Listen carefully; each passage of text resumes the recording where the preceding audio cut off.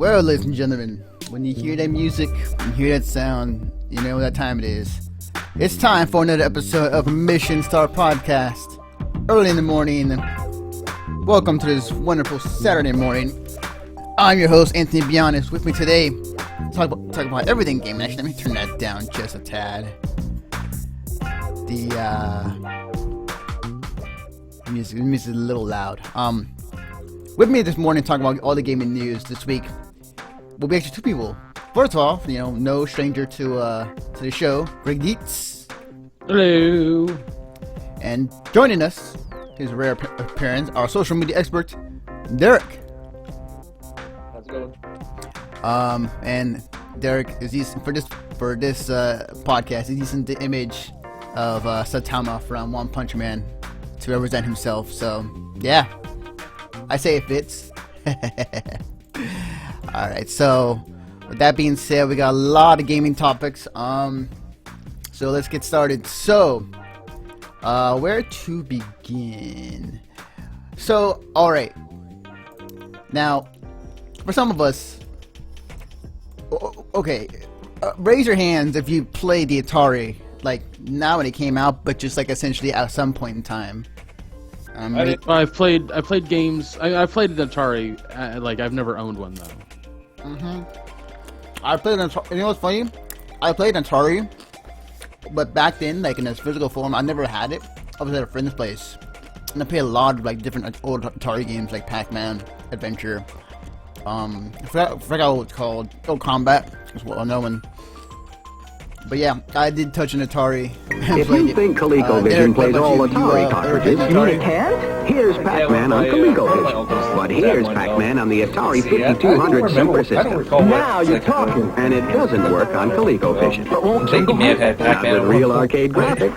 Miss Pac-Man? This Miz plays only on the Atari 5200 Super System. And now Atari are bringing back its games bring its games to Steam, but it's going to include like online multiplayer with it.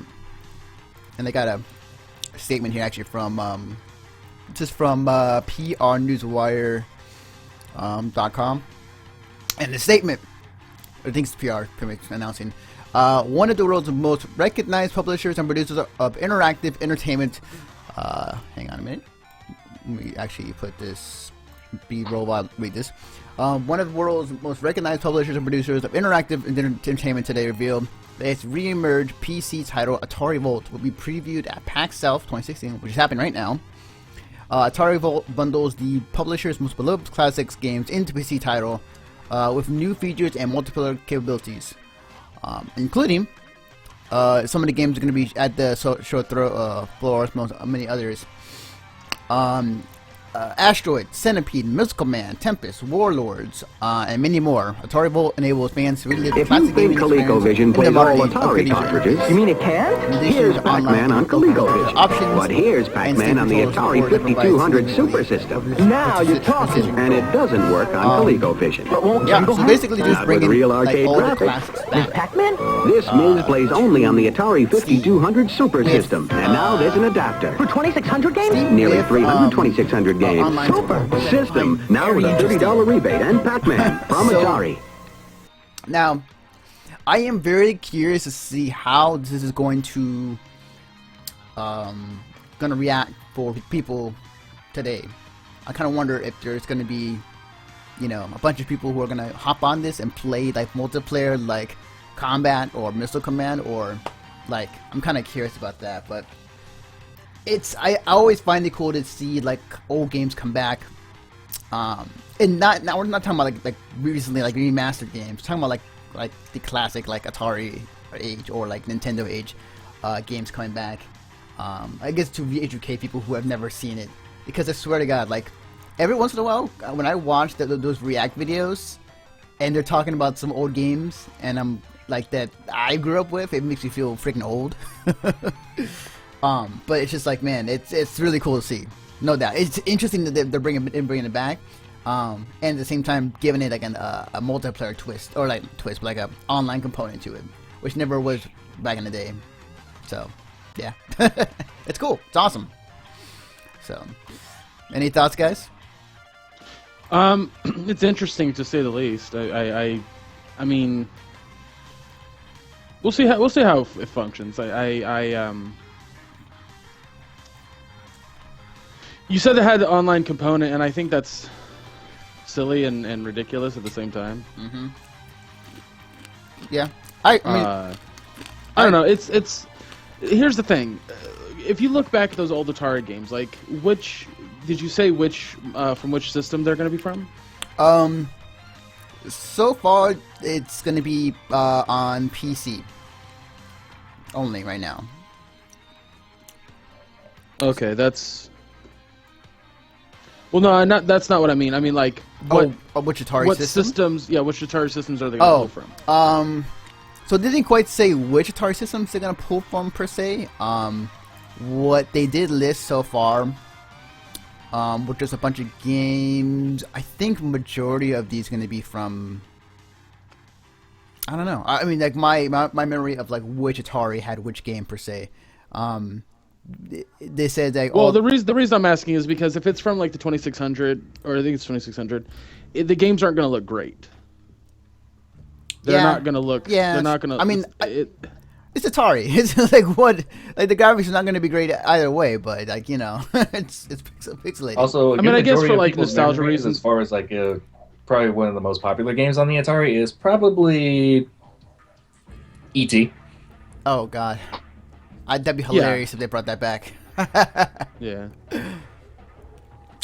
Yeah, I mean, I'm with you, Greg. I'm kind of curious to see how that goes. Well, I'm very dark. I'm curious to see what they do, and definitely I'm very curious to see what the reaction is going to be with these guys. So, yeah, I mean, like, it's in the wait and see, but I like it. It's cool. I think it's cool. So, yeah. But yeah, that's Atari. All right. So moving on. Okay. This has been a game I felt like that time and time again. Like I'm excited for the game, but like the more this gets delayed, the more it just feels like the hype behind this game is kind of dying. And the game I'm specifically talking about is Mighty Number 9. Recently, from the Kickstarter, they've announced they've been delayed for a third time again. And this is what they posted on their Kickstarter. Hang on a minute. Wait, what the hell? Why do I hear myself? I have no idea. Oh, that was weird. Okay. Let me, sorry guys, my music player was acting finicky. Hang on. Okay, there we go. There's something. Alright. So, here's from a Kickstarter. So it says, to the fans eagerly waiting the release of Mighty Number 9, I'll read a short, brief paragraph of this. Unfortunately, we have an announcement that it will be very disappointing to all of you. In preparation for the February release of Mighty Number 9, we have been working hard with our partners to resolve any network issues and putting work necessary to publish Mighty Number 9 on the various platforms. However, the issue relating to the network modes was more critical than expected. It has become apparent that we will need to delay the game from its February 9th release date. We've been working up until the very last moment to resolve these issues in order to make the February release. But it's become clear that we have no longer have enough time to fix these issues and have everything prepared for release. And it goes on to say, like, basically they're delaying this up until spring, which is another month or two. But basically it just comes down to network issues, online issues, which... Well, okay, that's not bad. It's better than waiting another 6 months. I mean, like if it's just another 2 months, I'm sure a lot of people will be fine with that. Yeah, I mean, part of me agrees, but like, this is a game that has been in the works for a while. It's been hotly sought after too. Yes, it has been. And this game has been. I felt like the hype for this game is dying. I feel like, people... Oh, absolutely. I 100% agree with you. As a matter of fact, some of the guys from Heat have been talking about the game for a long time, and something that we're all in consensus of is that the game's not going to live up to anybody's expectations, primarily because it's been delayed just so many times. Yeah. Yeah, definitely. And that's the thing, too. Like, I feel like this game, it had a big audience. They were on the bandwagon when it came to, you know, the former Mega Man creator making essentially another Mega Man game. But, like, it definitely, like, it's not helping the fact it's been delayed, and less people are becoming less interested. And it's sad to see that. I mean, I kind of question, you know, why would they need network to be added to this game? I mean, obviously, you know, for some people it's going to be like, you know, speedrunning, you know, comparing scores, excuse me, and then, like, you know, using other features. But I feel like from what I've seen, it doesn't need network per se. It doesn't need online to play the game. I played it at a few trade shows, and it's fine on its own, but if they feel they really need the network to be in there, then, you know, it's going to be delayed. But yeah, like, I don't know, like, at this point, with all the shit that surrounded this game and the PR that it had,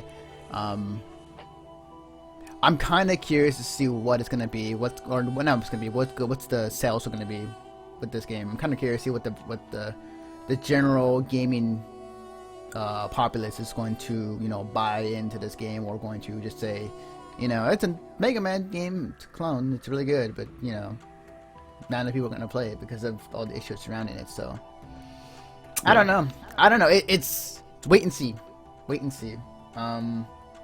But, you know, we'll see. I mean, I'm looking forward to it. I haven't had a chance to play it. I know that a lot of people that I talked to have been able to play it, and they're just like, it's not very good. And I'm like, okay, that's not good to hear, but I'll still check it out. I'll still give it a good old college try. Yeah, definitely.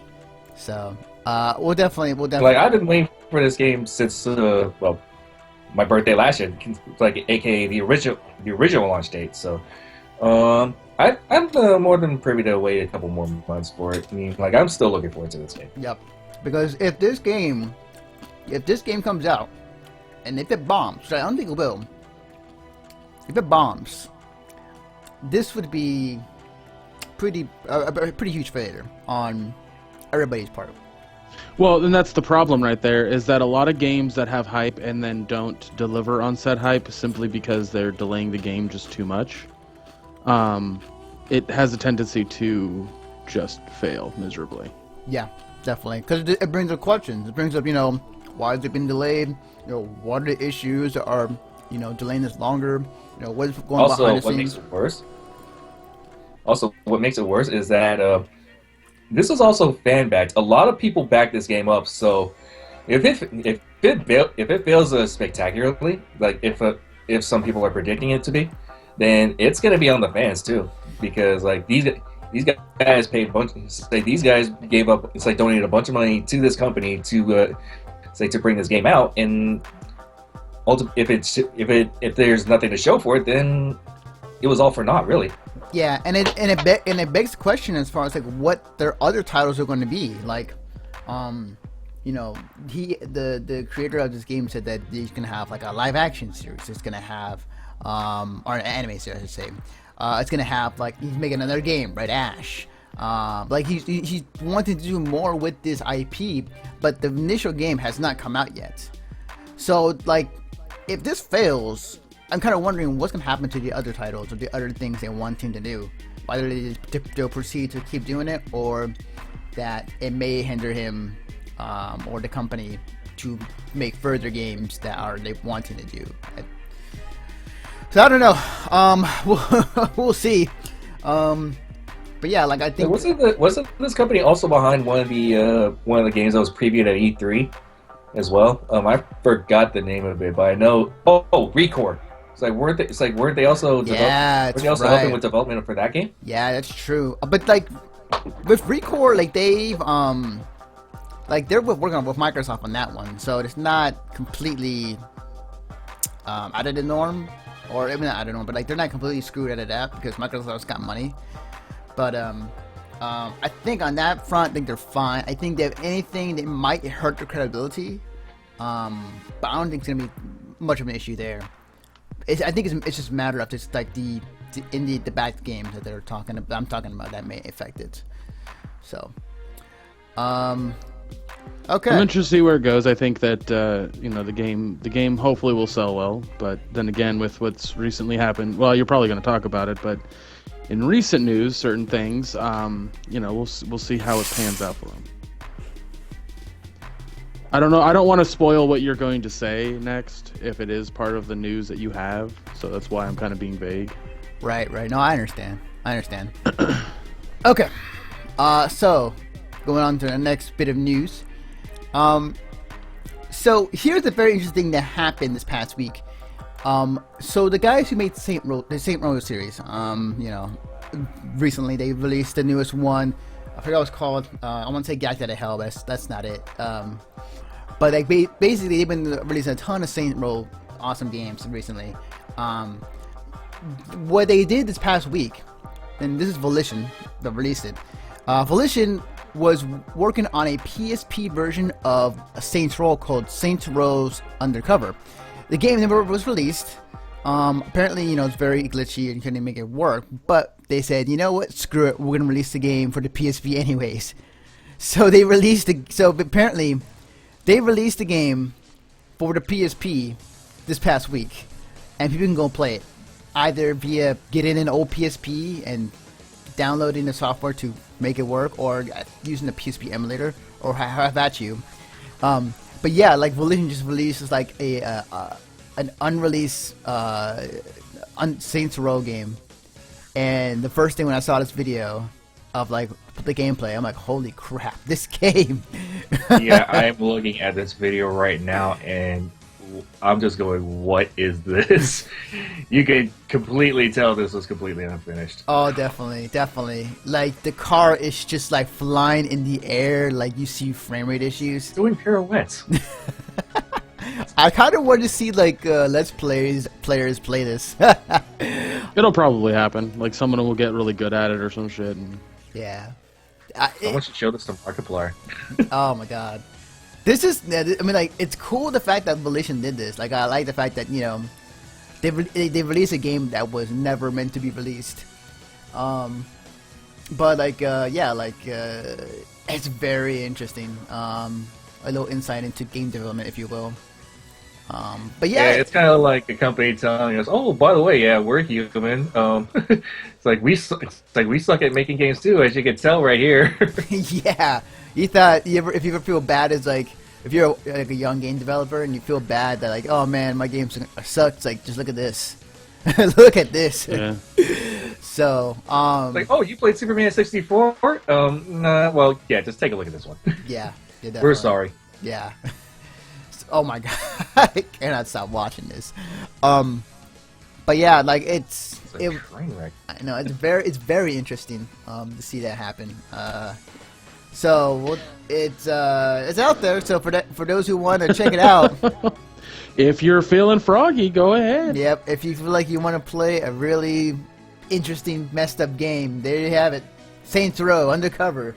That's cool. I like to just throw it in there. But yeah, definitely. That's probably one of the most random things I've seen today. Yeah, definitely. It's a game, I think, somewhat. It's a kind of game. It is definitely. All right, so our next story.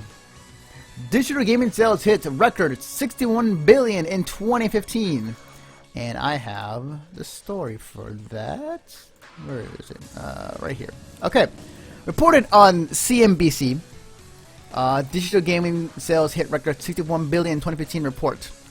And I'll read the first few. So, worldwide digital video game sales hit a record last year as the mobile market continued to rocket higher and hardcore gamers gravitated toward console downloads. The market for digital games grew 8% from 2014 to 61 billion, according to a new report from gaming intelligence firm SuperData Research. Downloads to consoles like Microsoft, Xbox, Sony, PlayStation saw the biggest jump. Digital console game sales went up 34% last year, though the category remained relatively small at 4 billion. At the same time, software sales at U.S. brick-and-mortar stores continue to fall, slipping 13% to $5.3 billion, according to MBD Group. And it goes on to explain about the... Oh, and here's the top digital console, for top 10 digital console games. So I'll start with...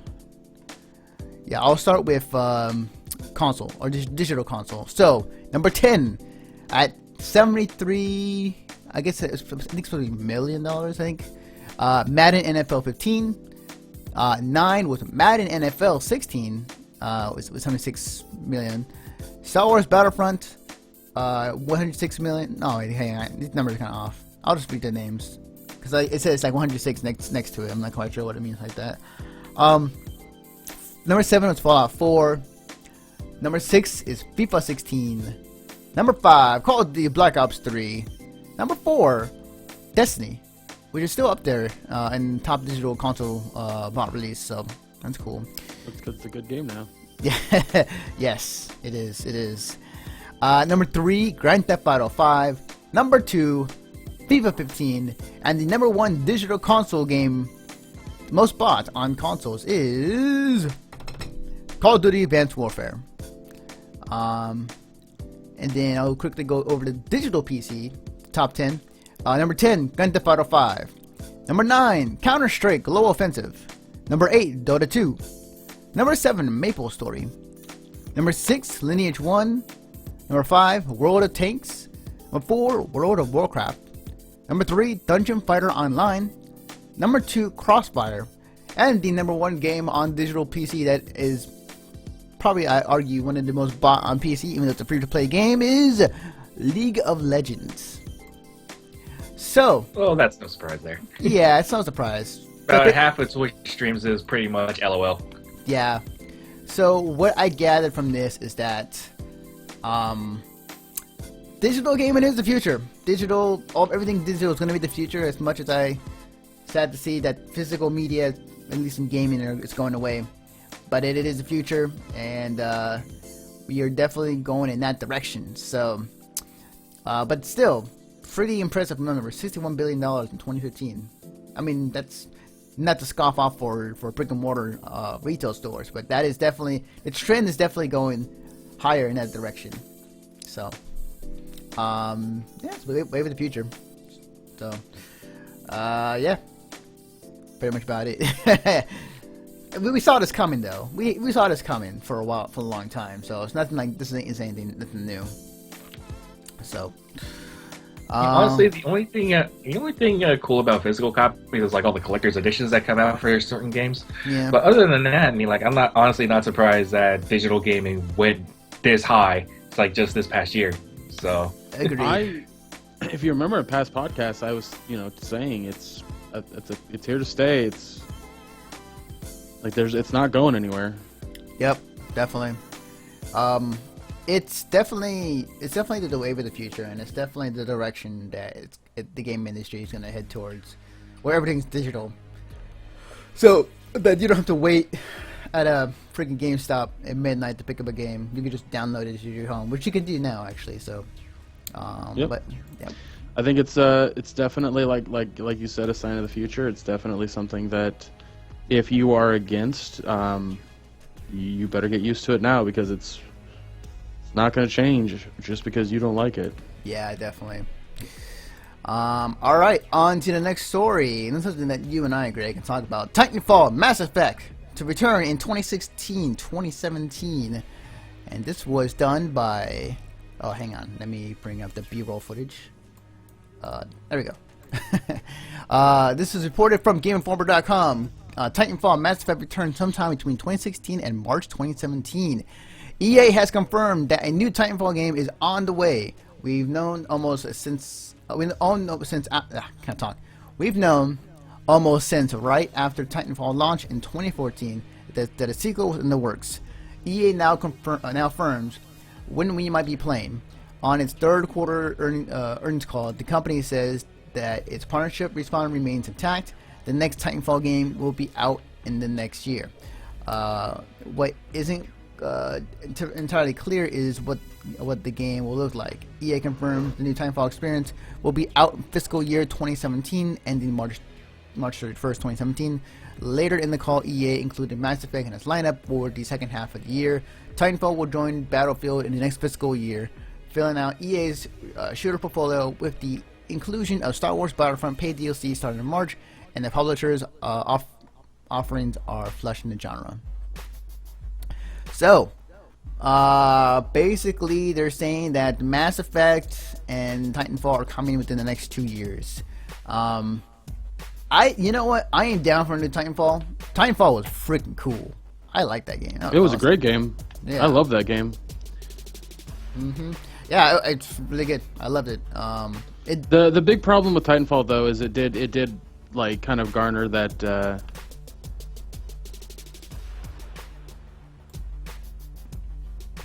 You alive? Why is that guy red to me? Sorry, I'm playing fucking the Division beta right now, and somebody's red, and it threw me off completely. Anyway, yeah, I know I adored that game, and I got to a really high level on the 360, and then when I got the Xbox One version, I got to not such a high level, but I still played the crap out of it. So like a new Titanfall sounds great right now, and I'm really excited to see what it could be. I don't think it'll have a story. Just because the first one was successful without a story, so why make another story, you know? Agreed. I think that it didn't need a story. I think that the way that it was set up in the game was pretty cool. I think that the way that each time you go into battle, it's like you know that feeling, that rush where you're jumping off the plane, and then you hear that music like start, and it's just like, oh, I'm ready, let's go. So, it's. I mean, it's intense. It's definitely got that Call of Duty feel. Sorry, I'm on fire, and there was a guy, and I'm dead.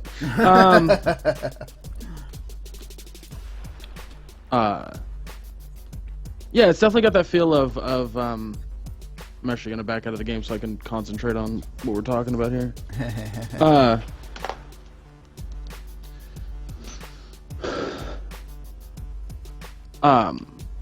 It had that Call of Duty feel, and the problem that came from that is a lot of the times you would have people sending you messages, getting angry, and granted, I play a lot of games that do have that already, but because it was so fast-paced. But the game was fun because it added basically a level of verticality.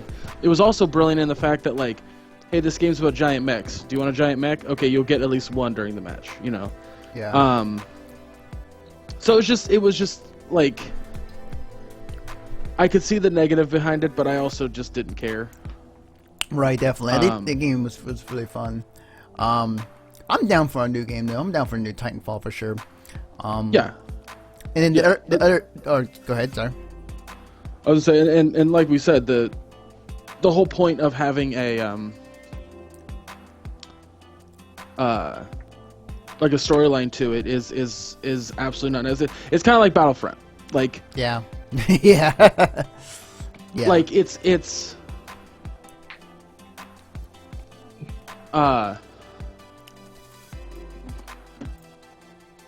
losing your words there. Sorry, I'm trying to type and trying to tell the guy that was streaming the game that I was playing with that I'm done for right now. Okay.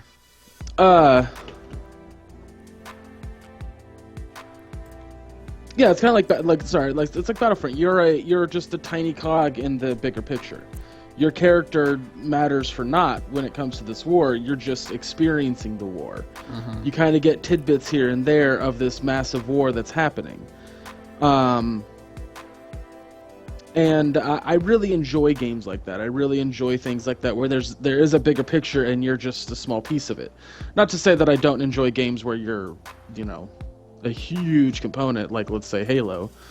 But, you know, it's fun to play something where you're not as important. Yeah, definitely.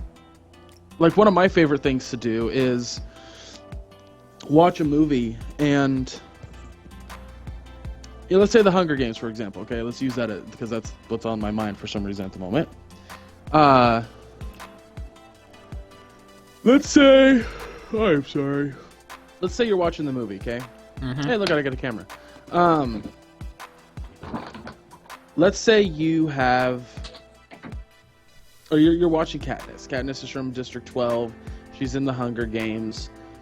You get everything from her perspective. You occasionally get President Snow, but what about that one dude who lives in the Capitol and he lives a luxurious life because he lives in the Capitol, but he doesn't really like the Hunger Games? What's his story? Right. That would be fun to experience. That would be fun to explore. Titanfall does that very well. Yeah. You get to basically play one of the soldiers on the field and not have to worry about the bigger picture. Agreed. But it's there. Yeah. It's absolutely there, and that's really fucking cool. So, my curiosity for 2, and they won't do a story, will they have a system set up that will add a shit ton of story? Mm-hmm. Will the campaign add more elements into why the Titanfall war? Like, I get that it's basically just an oil struggle or power struggle, whatever you want to fucking call it. Yeah. But, end of story, I'm excited for what this game could be. I'm excited to see how it's going to play out. It'll be exclusive to the Xbox One, I'm sure. Oh yeah, I think so. Yeah. Yeah. But I don't know. I'll play it. I'll play it and I'll have fun. Yep. Definitely. Same here. And on top of that, like Mass Effect also was to mention there as well.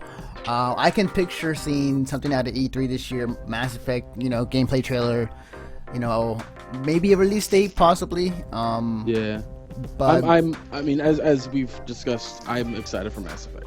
Yes. I loved 3, and I'm ready for Life After Shepard. So yeah. I've defended 3's ending ad nauseum. I have sat there and argued till I'm blue in the face, not literally, about that ending because I feel like people expected something they didn't get, whereas maybe my expectations were lowered. Maybe I wasn't expecting anything at all and I was just experiencing it. One of the big things that I remember is that going into the game, 2 of my friends were like, I want this to matter, and I want this to matter, and I want this to come back and play a role, and blah, blah, blah, blah. And I'm like, you're not going to get any of that. Well, how do you know? Well, I'll give you an example. My little brother plays number 1, shoots Rex right in the face on that one planet where you have the option to shoot him in the face. Jeff didn't have, everyone who played that game saw the, oh, this is clearly Paragon. That's the middle ground. That's fucking Renegade. My little brother didn't see that. So he just chose whatever he thought was best, and shooting Rex in the face is what he thought was best. When I played 2 and you go to the Krogan planet and you meet up with Rex again, it's a nice little reunion. It was fun. Almost everybody that played the game was like, that was awesome. But I went, how's my little brother going to deal with that if Rex isn't there? Grunt got to do the exact same thing. Nothing changed for Grunt. Except the conversation with the Krogan King was just a different conversation than you would have had with Rex. The outcome was identical. And I started noticing this pattern, and I started talking to people online who had played Renegade. I then played Renegade with just 3. And I noticed how absolutely similar it was. Yeah. There were no drastic differences between 1 to 2 in terms of choices. It was just basically dialogue options. And I went, oh, okay, so basically their game is a bubble. You're going to have the same curve as everybody else around this bubble. It's just that curve that you take is going to have slightly different dialogue options. But you get to the same point.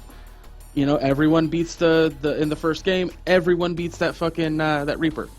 In the second game, everyone beats the human Reaper. Yeah. So that's going to happen in the third one. Yeah, definitely. The game comes out. It's exactly what I said it was going to be. I wasn't disappointed. Everyone else seemed to be. Yeah. I think a good majority of folks are still butthurt that their little so-called fan theories didn't play out as well as they thought it wouldn't for the third game. So. My favorite one is the indoctrination theory, and I'm like, the indoctrination theory is just you trying to fucking piece together an ending that makes sense to you, that fits for you.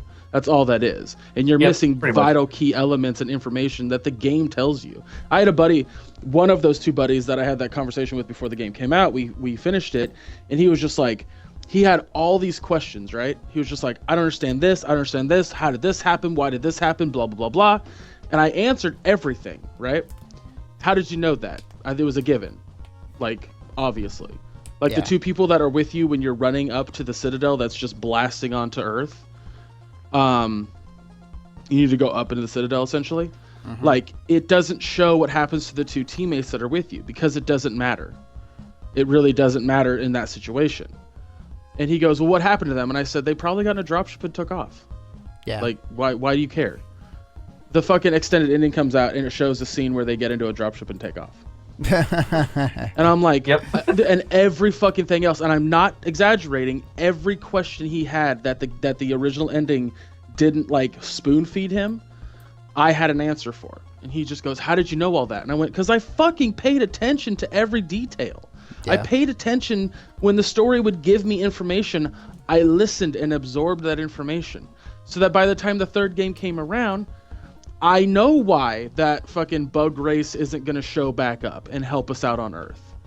Mm-hmm. Like, yeah, I saved her. She doesn't owe me shit, though. Yeah, that's she doesn't. True. She doesn't.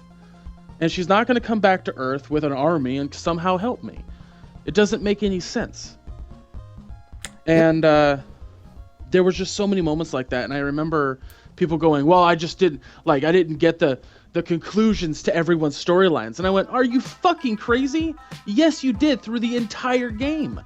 Each character that you come in contact with, the Krogan storyline has a cap. The fucking Quarian and the Geth storyline has a cap. I could fucking go on and on about how everybody's characters has a cap to it. And then you get to Shepard's cap. Then people don't fucking get the allegory that Shepard is fucking space Jesus. Basically. He seriously gathers apostles, takes care of a problem, gets sacrificed, comes back to life, and then goes and tries to gather more apostles. He's quite simply space Jesus, and people didn't get that allegory. So at the end of the game, when you get only 3 choices, which is a parallel to how the rest of the fucking game or the series plays, they were just like, that's bullshit. 3 choices that don't really matter. Because yes, they do. Each choice had a fucking impact. Mm-hmm. Well, you don't get to see that impact. It doesn't matter. Fucking figure it out in your god. The ambiguous ending is there for you to build a universe in your head that already exists. Yep. Like what?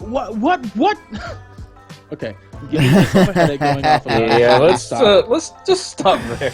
I'll say this is that I'm excited for a new Mass Effect. I think Mass Effect is cool. I think that I would definitely see. I definitely will see. Cannot wait to see Mass Effect at E3 when they show some more gameplay footage and then hopefully a release date. But yeah, Titanfall and Mass Effect coming out in the next 2 years. So hey. More cool games. Very, very excited for Andromeda. Very excited. So. Mm-hmm.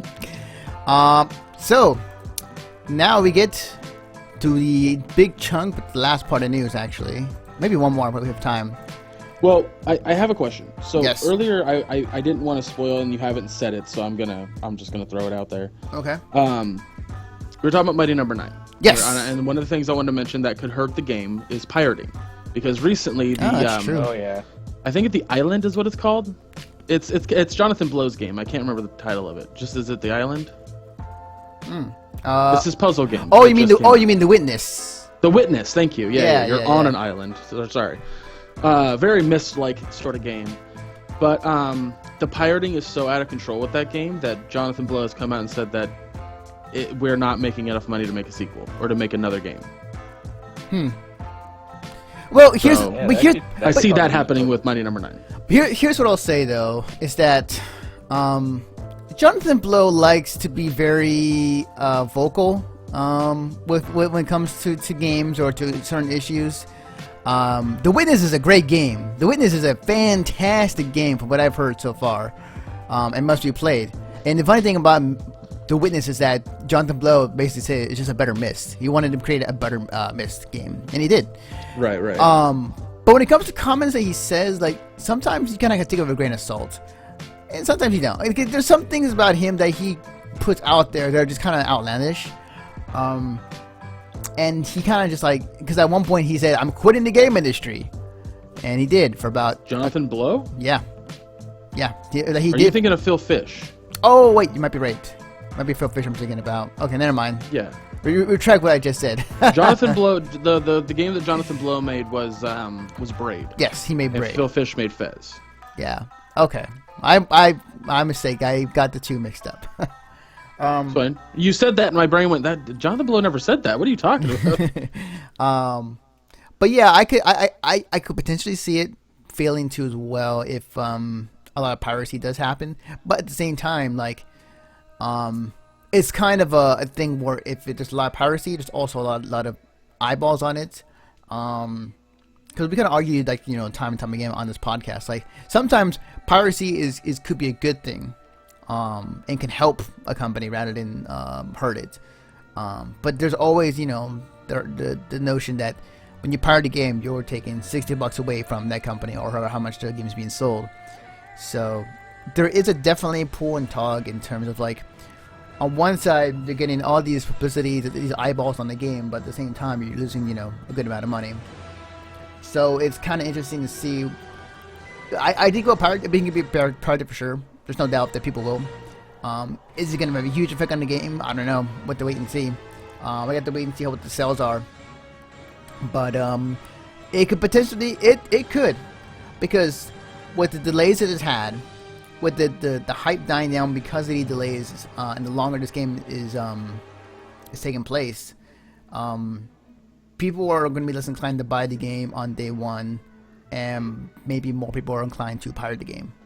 I think the biggest issue, and I should mention this as well, one of the biggest reasons that Mighty Number 9 has been delayed so many times is because they want to add more and more and more to the game. But they should take a note off of Shovel Knight, and that's release the core game and then create updates down the road with new content. Yeah, definitely. Another example with this would be Splatoon, which was a game that came out its core and then slowly, or not actually slowly, like more like consistently a month or two after they released new content. The reason I chose Shovel Knight was because I was thinking of just Kickstarter games. Yes. It's true. Splatoon's another example. True. Very true. I think is also a good example. Yes, definitely. So yeah, we have to wait and see in terms of how that goes out. But piracy could affect the game as well. But yeah, thanks for bringing that up, though.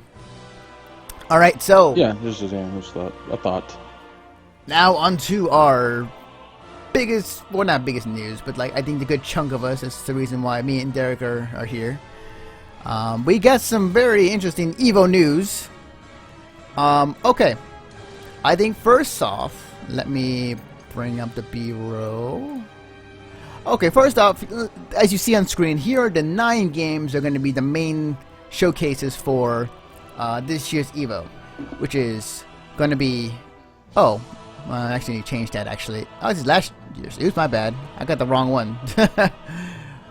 I'll just put B-roll for this. So, the lineup is going to be Street Fighter 5, Super Smash Bros. Bro Melee, Super Smash Bros. For Wii U, Guilty Gear Xrd Revelator, Mortal Kombat XL, Pokken Tournament, Killer Instinct, and Ultimate Marvel's Capcom 3.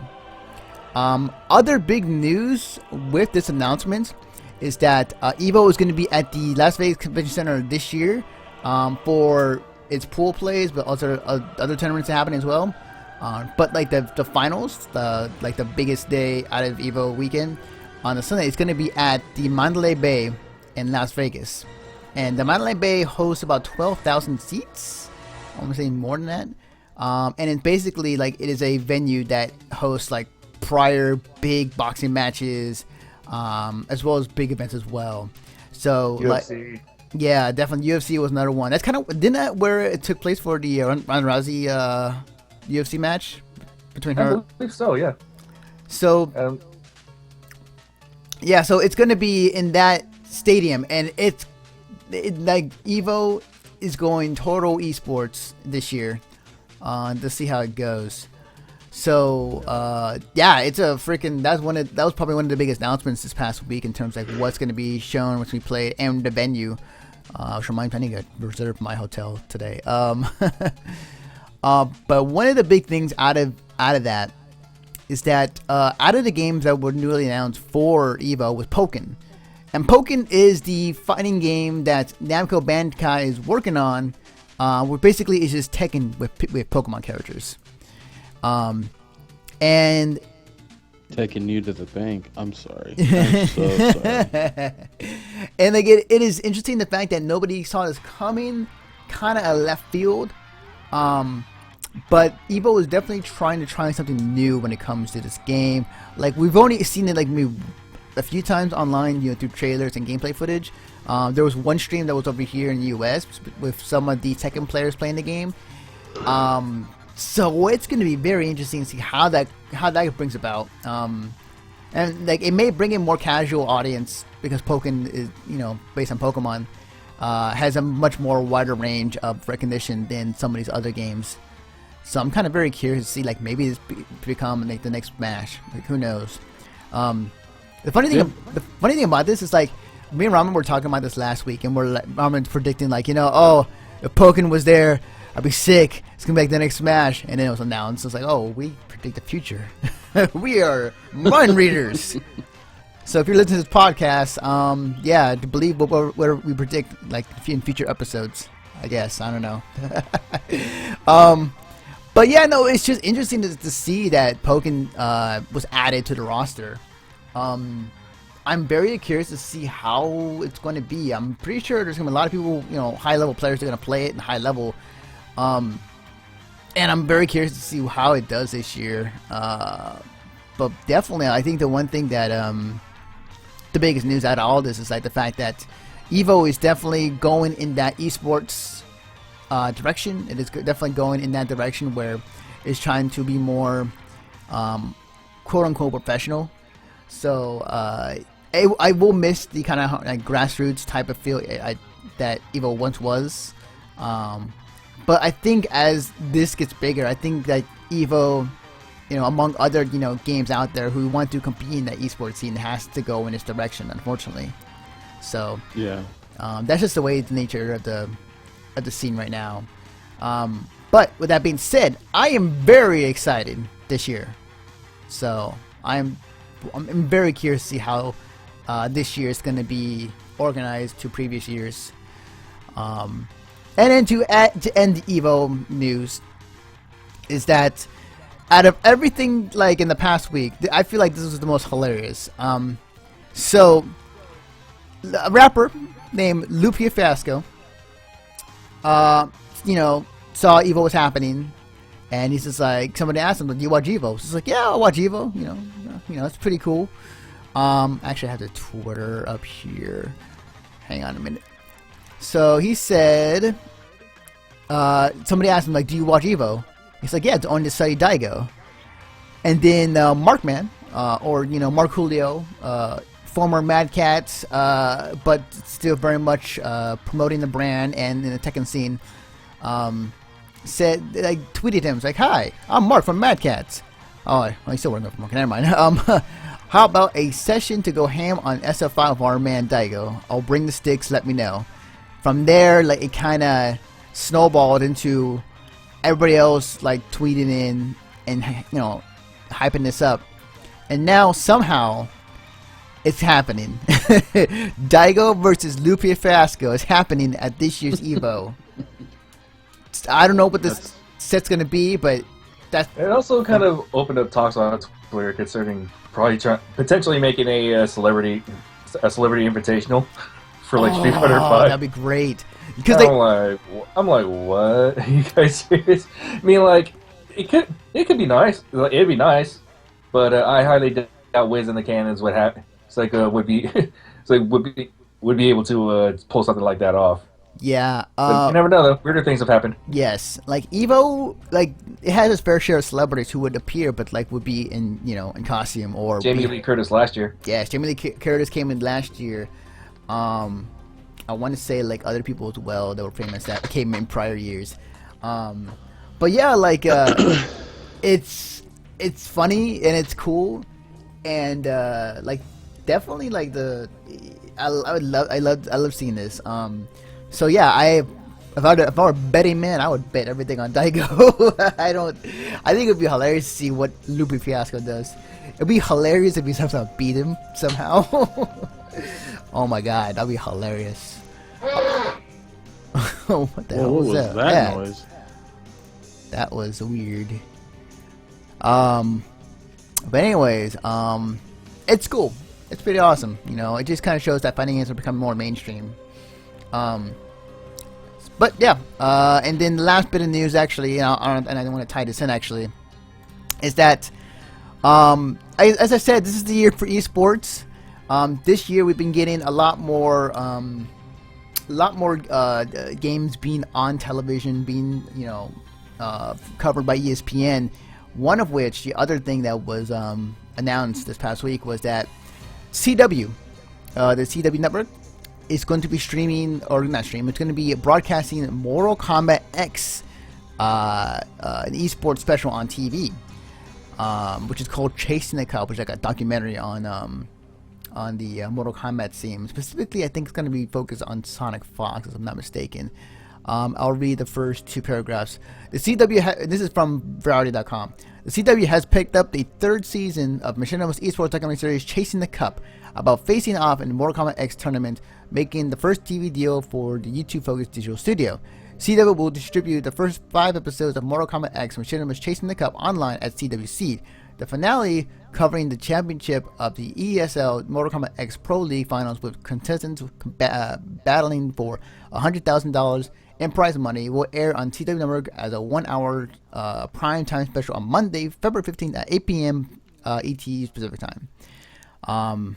So yeah, and you can read the whole story on Variety.com, but yeah, like, again, as I keep saying, like, esports is going to be, this is the year. Mortal Kombat on, you know, on the CW, Counter-Strike on TNT with their show, ESPN picking up, you know, coverage of all sorts of esports, including fighting games, as well as League of Legends and Dota 2.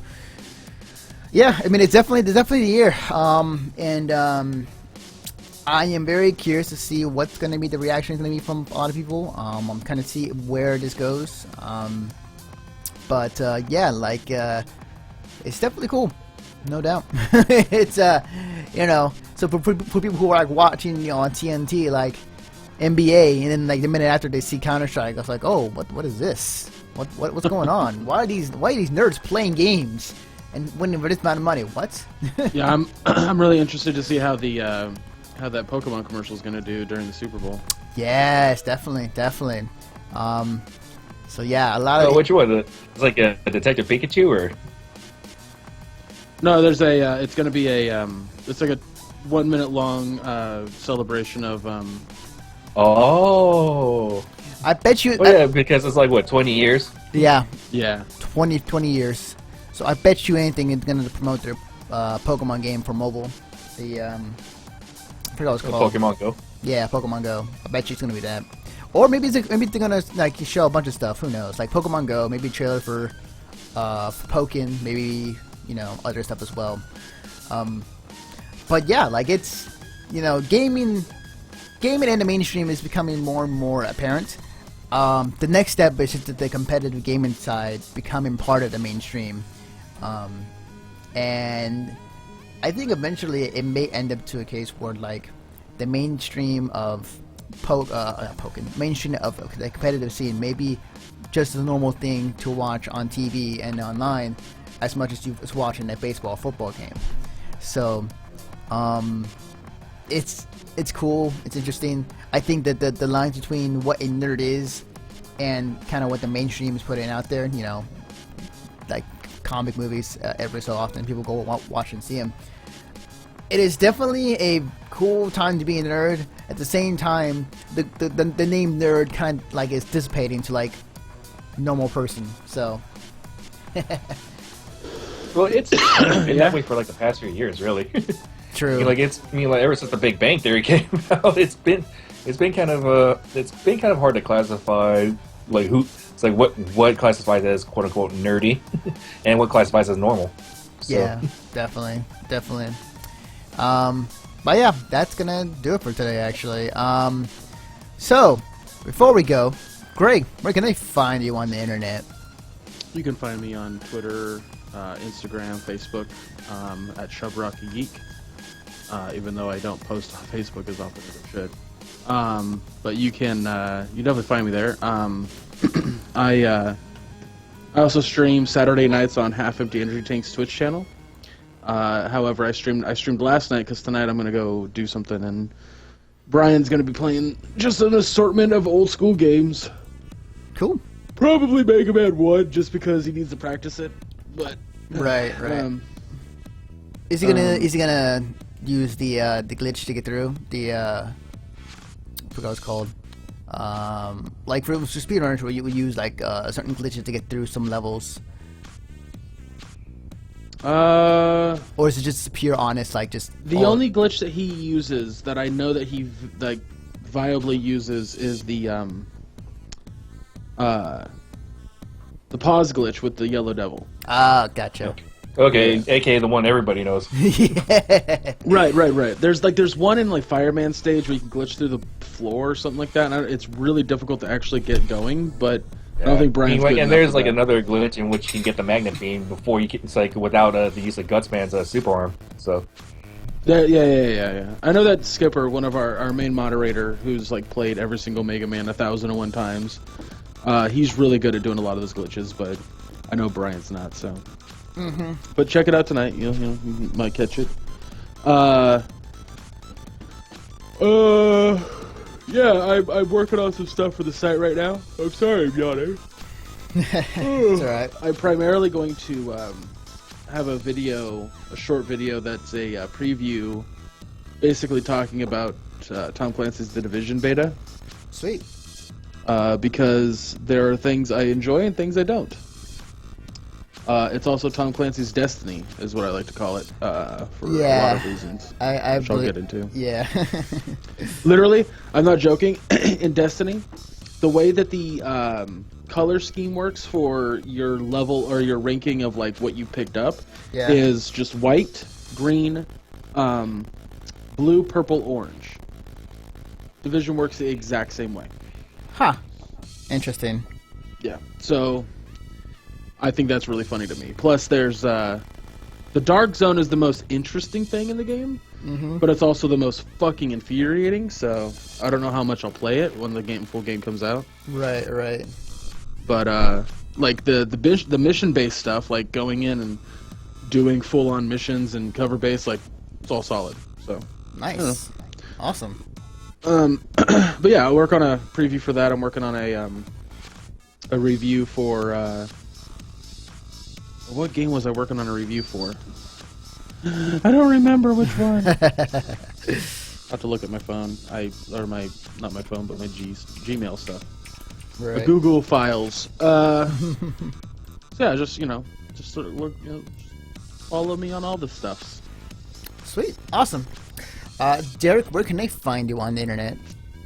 Lately, I've been playing a lot of Blade and Soul online, but let's get to that later. You can find me on Facebook and Twitter Twitter and Instagram under the name Kamen Rider Tag. That's KAMEN RIDERTAG. But yeah, as I mentioned earlier, lately I've been playing a lot of Blade and Soul, so you might if you guys play the game, you might catch me on that, especially if you're on the Hajun server. Pending server crashes. Yeah. Blade and Soul, I've been hearing a lot of talk, and everybody that I know is playing that game. So it's cool. I've not played it. I mean, I have a thing against MMOs, but it's only because if I play an MMO, I won't have time to play other games. But no, I've heard it's really good, and people are really enjoying that game. So definitely, if you're out there, check it out. Blade and Soul. Is it free or is it? Yeah, it's free to play. Awesome. Cool. That sounded like you were. You're just like, it's free to play. And you're just like, oh. No. I was drinking my water. I was sneezing. I know. I know what you were doing. I know what you were doing. I just said how it sounded made me laugh. I was gonna say.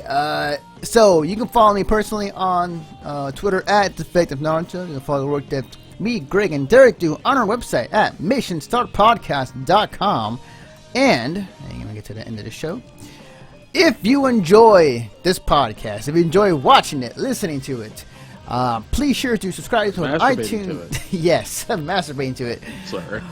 You can God damn it, Greg. God damn it. Now everybody listening to this is gonna have the image now. Oh man, that's awesome. I did not expect to fucking just completely throw you off. That's great. If you enjoy listening to this podcast or watching this on YouTube, definitely subscribe to iTunes and Stitcher, as well as follow us on his Twitch channel. Hit that follow button, and you'll be notified every Saturday morning when we go live with another live edition of Mission Start Podcast. Our podcast usually uploads on Mondays on our website, as well as our podcast feeds. But if you subscribe to us on our Patreon, it actually goes up way earlier. If you enjoy convention talk, if you enjoy us talking about certain conventions, that we've been to, what our thoughts on, say, like Fanime or Anime Expo, definitely check out Deconover. Or one that the good majority of my friends are at, ALA. Yeah, that's true. I shed a tear this past week saying I seen all of my friends at ALA. It's like, I wish I was there, but I'm actually going to AOD, so it's all right. But yeah, check it out. It is called Deconover. It's on iTunes and Stitcher. And if you enjoy comic books, entertainment, movies, all that good stuff, the occasional anime and video game talk, check out The Rollin' 20s, hosted by Jeremy Wilson on our website, which can also be found on the podcast feeds on our website, as well as these two other ones as well. It's on iTunes and Stitcher. Definitely check it out if you get the chance. And yeah, that's going to do it for us. So, with that being said, what's today? The 30th? Show for next week is tentative because, stuff in life and Super Bowl stuff. But also... next weekend I don't know what's happening, so it actually works out. Yeah, definitely. So, show is tentative for next week. But until then, we will see you guys next time. And we're signing off.